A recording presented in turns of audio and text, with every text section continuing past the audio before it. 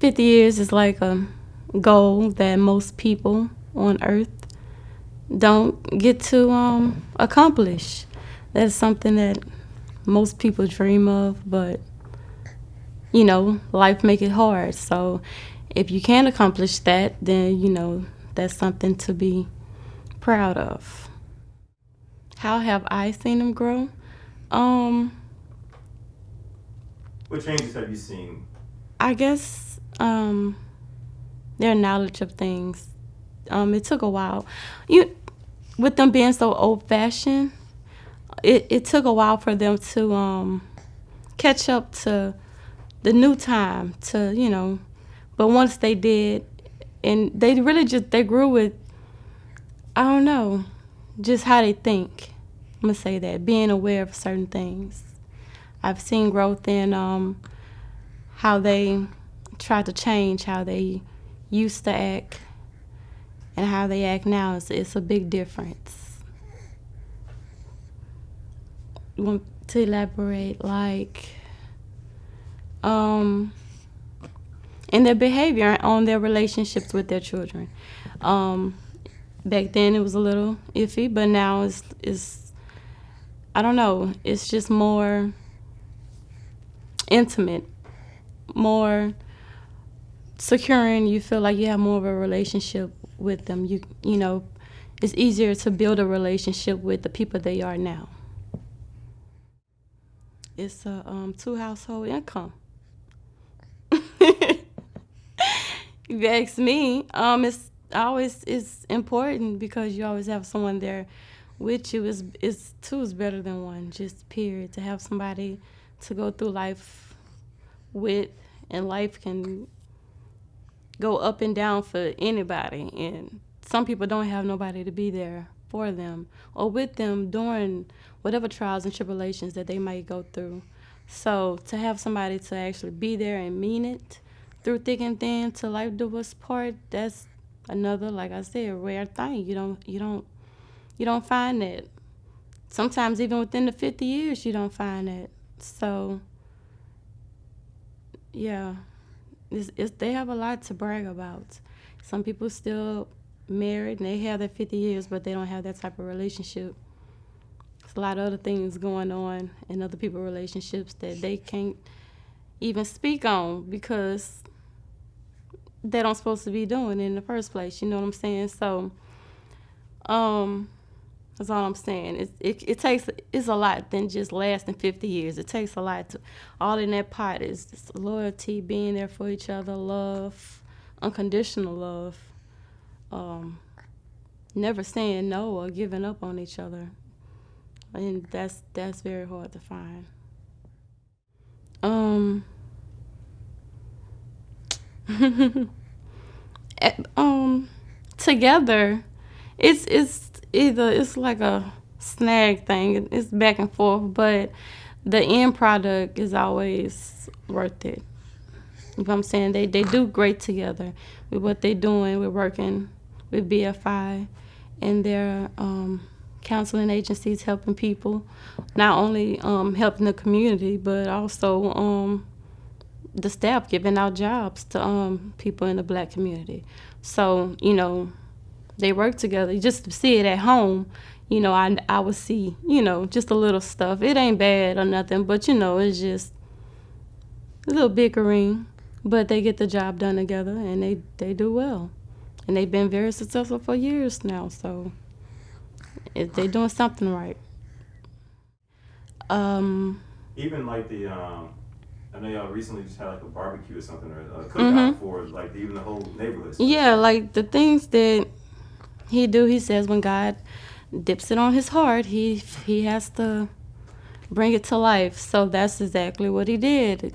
He did a barbecue for the community, and anybody that wanted a plate or anything, they could have came and got something, and they had tickets also. But with that's just a part of just showing appreciation. Just putting good energy out there into the community.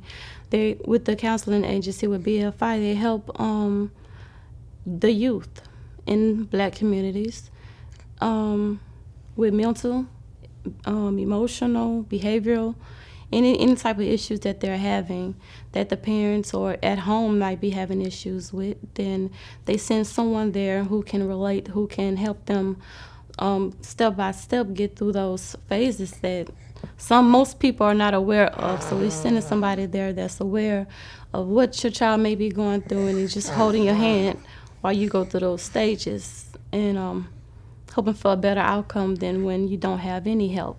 Sometimes it's hard for people to control, or not control, or just manage things at home. And sometimes people need help.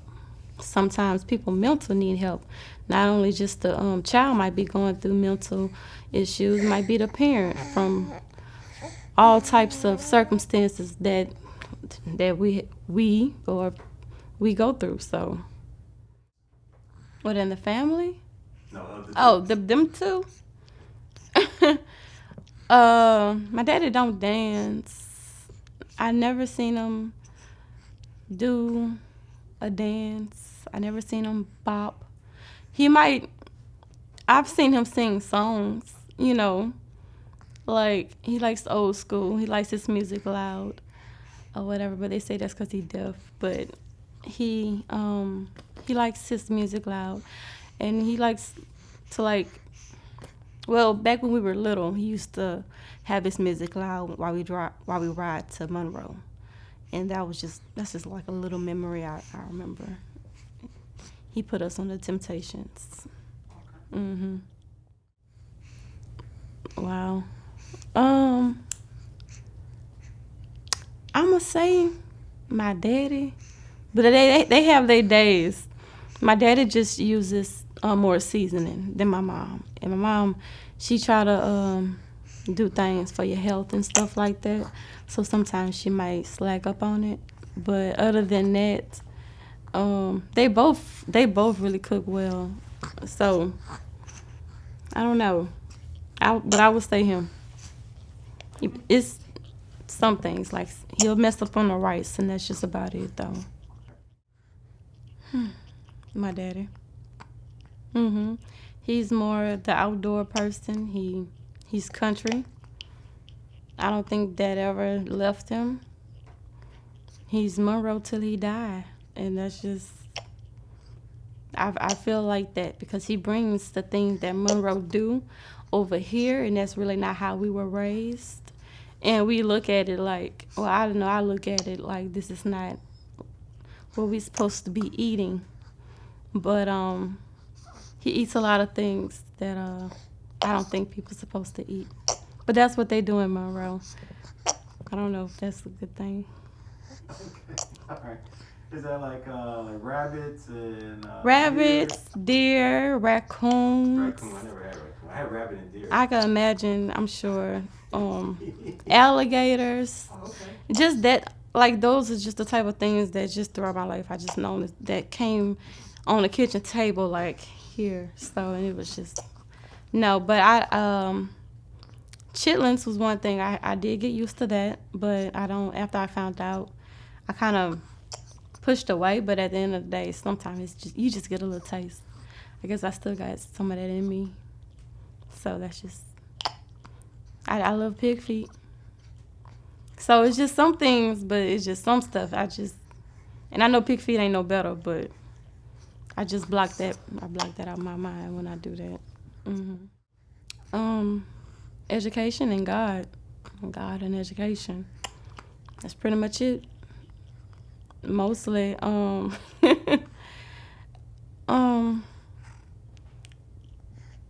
with education. They just want to make sure you have a secure background, something that you can fall back on. Even if you do veer away from it, you still have an education to go back to. And with God, I can say they just kept us in the church all our lives. So we were raised, from the Bible. And that's also something that come from Monroe. I believe almost all his brothers are pastors, seem like it to me.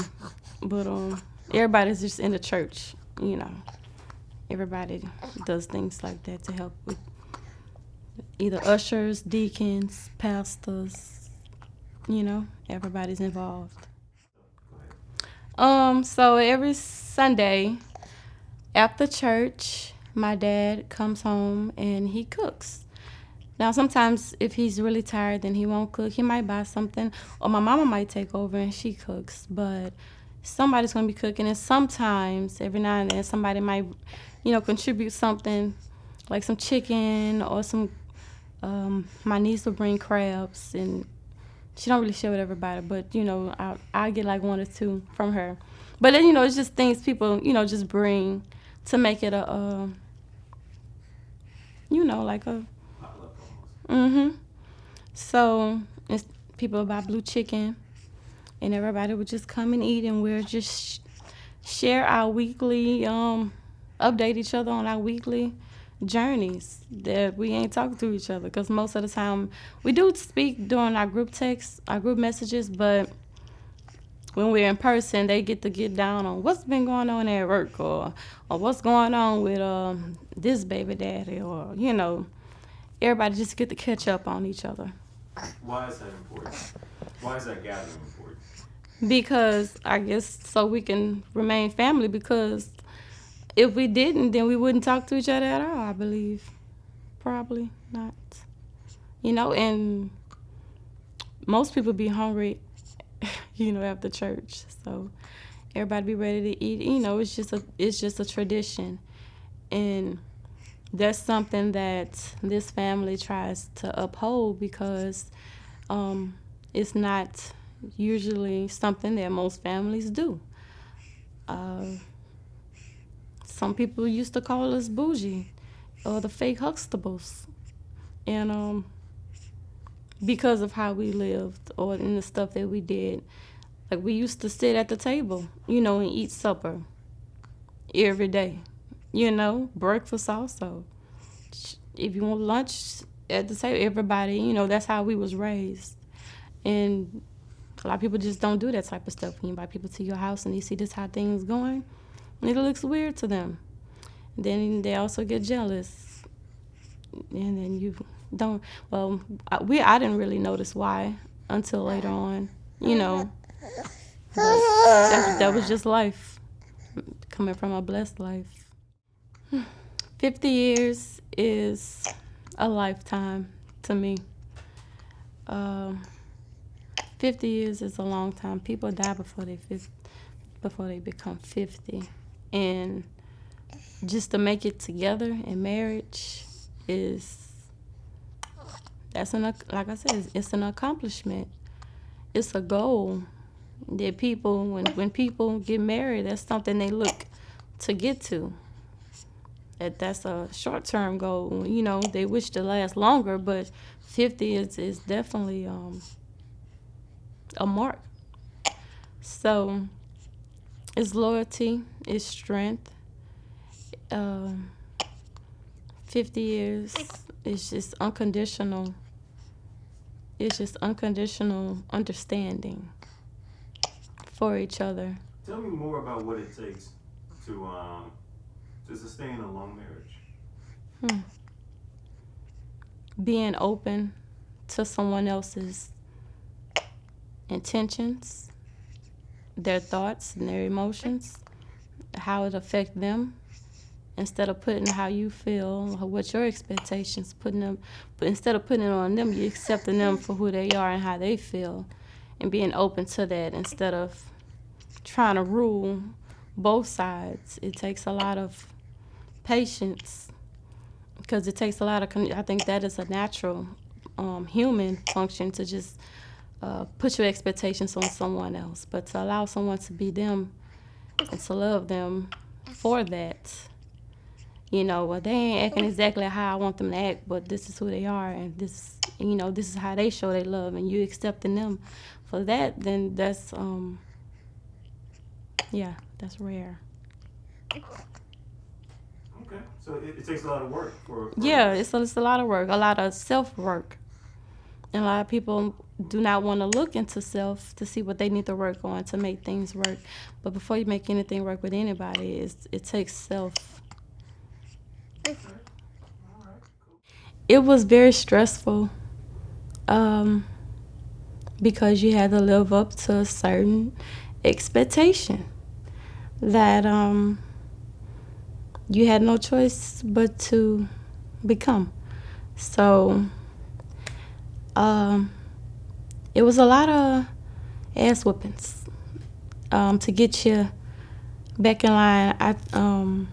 I definitely experienced a lot of them throughout my life, a lot of them, and I don't know. It just took a lot. I don't know. The flip side, I would have to say, is being spoiled. But at the same time, I feel like being spoiled for me was crippling, um, because I'm just used to a lot of things being given.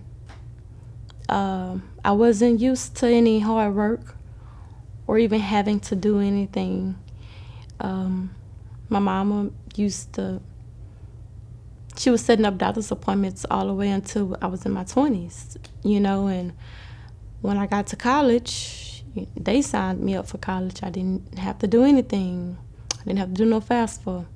I didn't have to set up my classes because they did them. Mama took me to a ride to Southern, showed me where my classes were the day before, and then I went to school. They pretty much, just held my hand. Not just mine, but that's just my story. It's one to tell. But, I just felt like it was blessed, of course, and I appreciate it and I'm thankful for it all. But that's just something when I've just been doing a lot of self-diagnosing and figuring things out with me in my life. So, something I noticed. People, not just from my generation, where I've heard stuff like that from.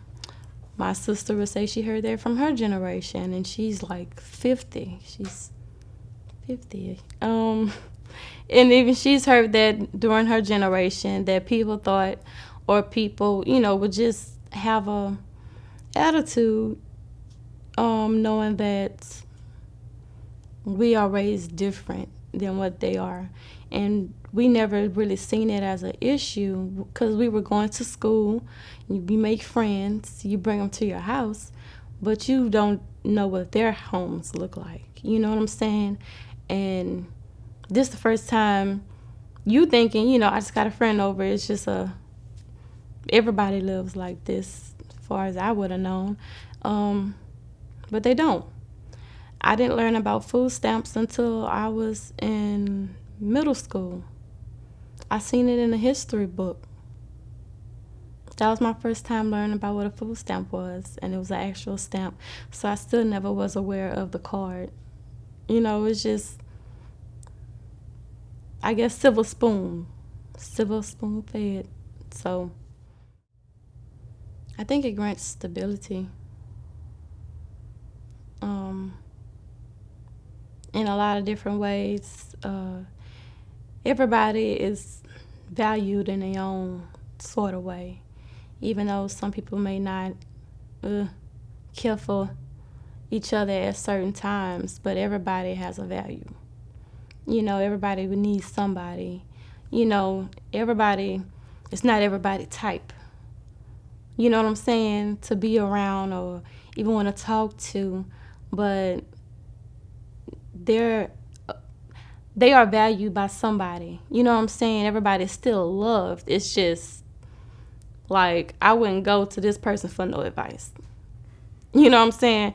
I'm gonna talk to her, or I'm gonna talk to him, because you know what I'm saying. And then you may not want that person. And, everybody just has they thicker or thinner relationships with one another, and that's just family. Period. But at the end of the day, we're still a unit. We may be on different sides of the unit, but we're still there. You know. Congratulations on your 50th anniversary together. I know it took both of you together with prayer, with raising me.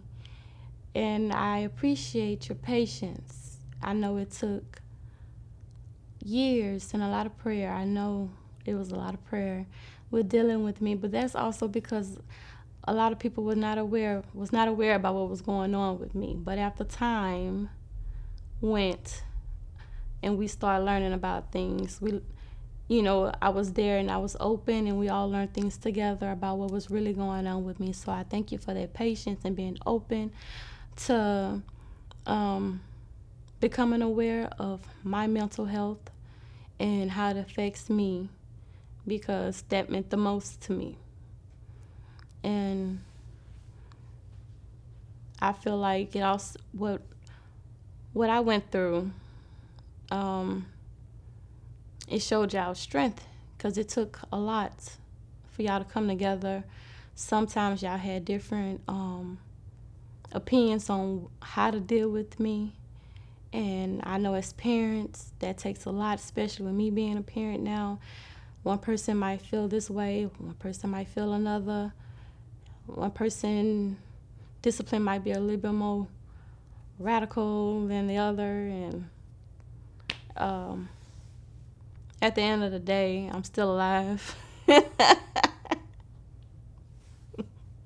I'm still alive, and I'm here. And what doesn't kill you make you stronger. And that's even in regards to y'all relationship, because everybody relationship has went through their downs, and y'all definitely came far to get to this point.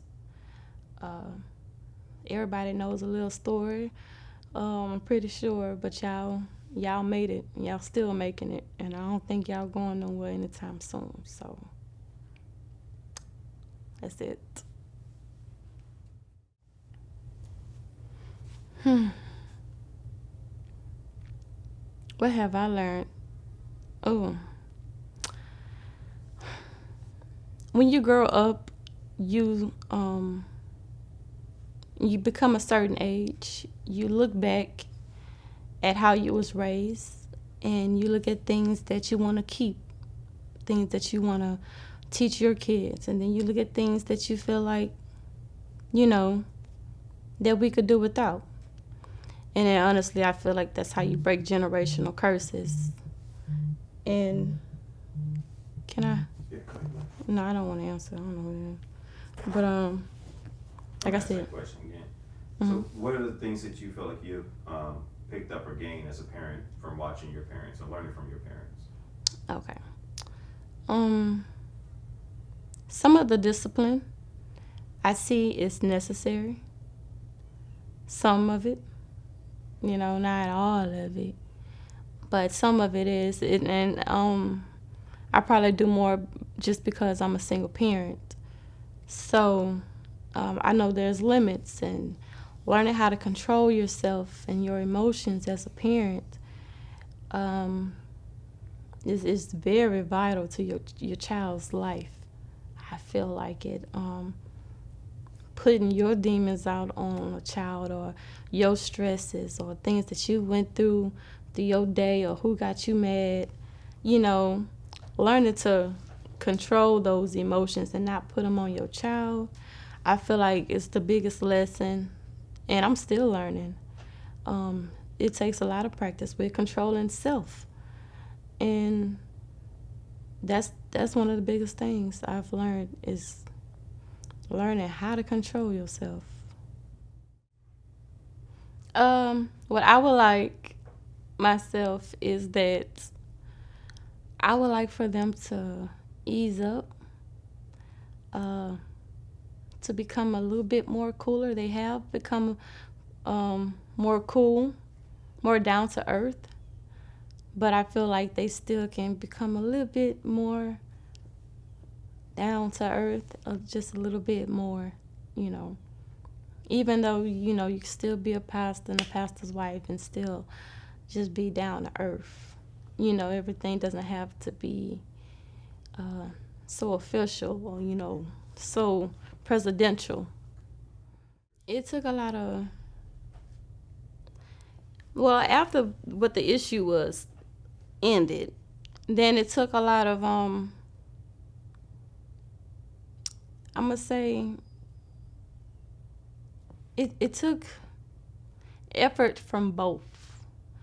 Me and my daddy are kind of alike when it comes to our attitudes, and I also have my mom's attitude. So it's really both of them together, and it's like they're going back and forth with itself when it comes to me. So, um, it took a lot of self evaluating on everybody's parts for us to. I feel like it, but I mean, I feel like for them, they had to figure out how to deal with me. What they were doing was not working. Just different approaches on how every child is different. I'm definitely different from all of my siblings. I'm nothing like them, and and I was raised. It took a different type of effort to raise me, and it takes a different type of understanding, to get me. So that was something that they had to become aware of, that okay, she's not like the other ones. This is different. So what's because something is not ticking. So when that happened, that's when I feel like the growth started to happen, when they start becoming aware of what they was dealing with me. So what would you say is the relationship like now? Now I feel like I never had an issue with telling them things because I'm an open book, and I don't really lie to them, because even if I get in trouble or if I did something, I tell the truth, because I just don't see no reason to lie. If I did it, then I did it. I don't. What I'm alive for is in any type of situation. It could be getting in trouble at school, getting suspended, or other things out in the streets. It's just I did it or whatever. And how are we gonna handle this now? That's how I see it. So yeah, I feel like this 50 years is important because that 50 years raised 5 children. You see, and most children do not have both parents. Most stuff to be blessed and thankful about. We was raised in a 2-parent household. People ask all the time, "Y'all got the same parents?" Especially when they find out my sister is like up there, 50, and I'm 31. Then that's a big gap. And they ask, it's the same parents? Yep, same parents. They just started again. And they didn't stop because then they had another little one after me. So that 50 years, it blessed you know, 5 other children. And then it blessed their kids. It's a foundation that they have built for their family, their immediate family, that everybody can fall back on, from their children and their grandkids, and soon to be their grandkids kids. You know what I'm saying? And a lot of people don't have that. They gotta go to their mama house, and then they gotta go stop by their daddy house. And like we keep saying, everybody ain't making it. So the fact that we have the same parents is something else, because most people don't. Ain't no stepdaddies, ain't no outside kids. None. We haven't had any come up. Um, in this family, we don't have that issue. I don't know if we're gonna put that, but I believe that he would want what he doing to carry on. That's what I believe. That's what I know.